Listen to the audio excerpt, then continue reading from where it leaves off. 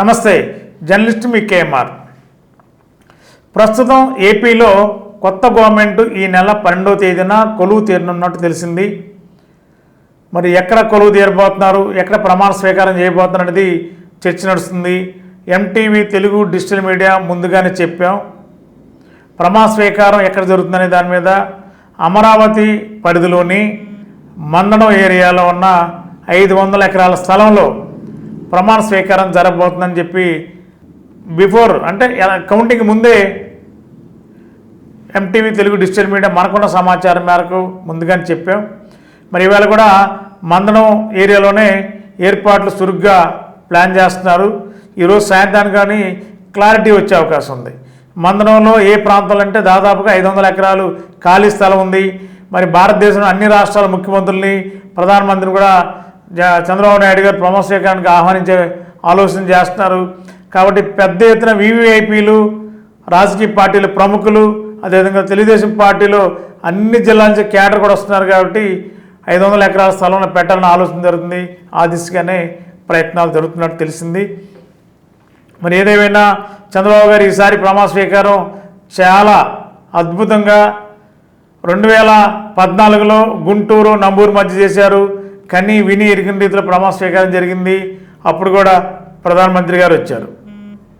మళ్ళీ ఇప్పుడు ముఖ్యమంత్రిగా ప్రమాణ స్వీకారం చేయబోతున్న నారా చంద్రబాబు నాయుడు గారు ప్రమాణ స్వీకారానికి కేంద్ర మంత్రులు, ప్రధానమంత్రి, అదేవిధంగా కేంద్రంలోని మాజీ మంత్రులు, మాజీ ఉపరాష్ట్రపతి వెంకయ్యనాయుడు గారితో సహా ప్రముఖులందరూ కూడా చంద్రబాబు నాయుడు ప్రమాణ స్వీకారం రాబోతున్నారు. మరి ఆంధ్రప్రదేశ్లో ఉన్న అన్ని రాజకీయ పార్టీలు అంటే కూటమిలో ఉన్న నాయకులందరూ అటెండ్ అవుతారు. ప్రతిపక్షానికి సంబంధించిన తాజా మాజీ ముఖ్యమంత్రి వైఎస్ జగన్మోహన్ రెడ్డి గారిని కూడా ప్రమాణ స్వీకారానికి ఆహ్వానించే ప్రోటోకాల్ ప్రకారం సహజంగా ఆహ్వానిస్తారు. మరి వైఎస్ జగన్మోహన్ రెడ్డి గారు ప్రమాణ స్వీకారానికి వెళతారా లేదా అని తెలియదు. కానీ ఆహ్వానం అయితే ఆంధ్ర రాష్ట్రంలో ఉన్న అన్ని పార్టీలకి, అన్ని పార్టీల అధినేతలకి ఆహ్వానాలు కూడా పంపించే పనిలో టీడీపీ అధినాయకత్వం రెడీ అవుతున్నారు. ఏదేమైనా మందడంలో ఈ నెల 12న 500 ఎకరాల స్థలంలో చంద్రబాబు నాయుడు గారు ప్రమాణ స్వీకారం అంగరంగ వైభవంగా నిర్వహించడానికి ఏర్పాట్లు అయితే చురుకుగా సాగుతున్నాయి. గత 20 సంవత్సరాలుగా దంత సమస్యలతో పాటు దవడ మరియు ముఖ సంబంధ సమస్యలకు చక్కని చికిత్సలు అందిస్తున్న శ్రీ రామకృష్ణ దంత వైద్యశాల, నరసింహారావుపేట, ఏలూరు. ఎమర్జెన్సీస్ లో వాడే ఆక్సిజన్ కాన్సంట్రేటర్లతో పాటు air purify, UV light steriliser, ULV fogger వంటి పరికరాల ద్వారా పరిశుభ్రమైన వాతావరణంలో చికిత్స అందించబడుచున్నది.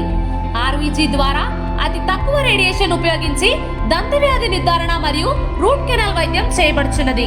డెంటల్ లేజర్ ద్వారా కుట్లు లేకుండా సర్జరీలు, ఇంప్లాంట్స్ కిట్స్ ద్వారా పళ్ళు లేని వారికి ఫిక్స్డ్ దంతాలు, రూట్ కెనాల్ చికిత్సలకు ఎండో మోటార్ వంటి ఆధునిక పరికరాలు కలిగిన నమ్మకమైన డెంటల్ క్లినిక్. అత్యంత ప్రామాణికమైన ఆటోక్లావింగ్ పద్ధతిలో శుభ్రపరిచిన ఇన్స్ట్రుమెంట్స్ వాడడం మా ప్రత్యేకత.